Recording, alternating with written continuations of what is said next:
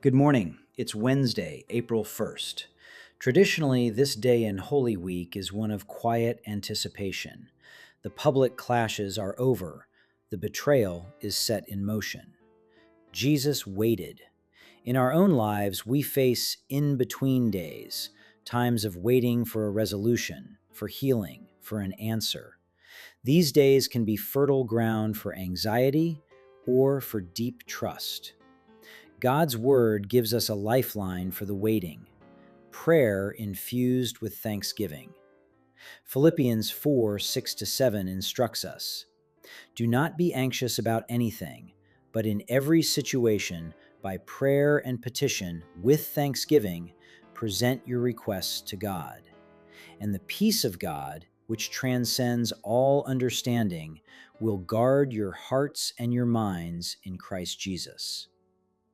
The antidote to anxiety is not denial, but a specific kind of prayer. We are to bring our real concerns, petition, to God, but to do so with thanksgiving. Gratitude reorients our perspective from what we lack to who God is: faithful, good, and in control. The result is not necessarily a changed circumstance, but a guarded heart and mind filled with God's own transcendent peace. So, on this April 1st, in whatever you are waiting for or worrying about, practice this prayer. Name your anxiety, then present it to God with a thankful heart. Thank Him for His past faithfulness, His present love, and His future promise. Watch as His peace stands guard over you. Let's present our requests with thanks.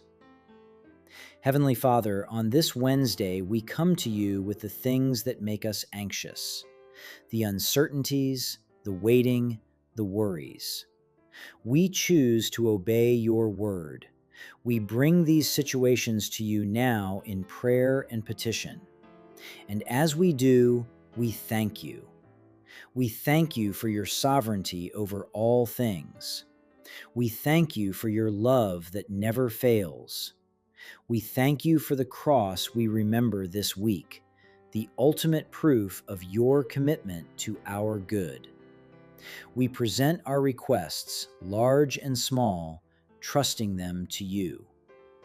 And now we ask for and receive your peace, the peace that transcends our understanding. Let it stand guard over our hearts and minds, keeping us secure in Christ Jesus. In His powerful name we pray, Amen.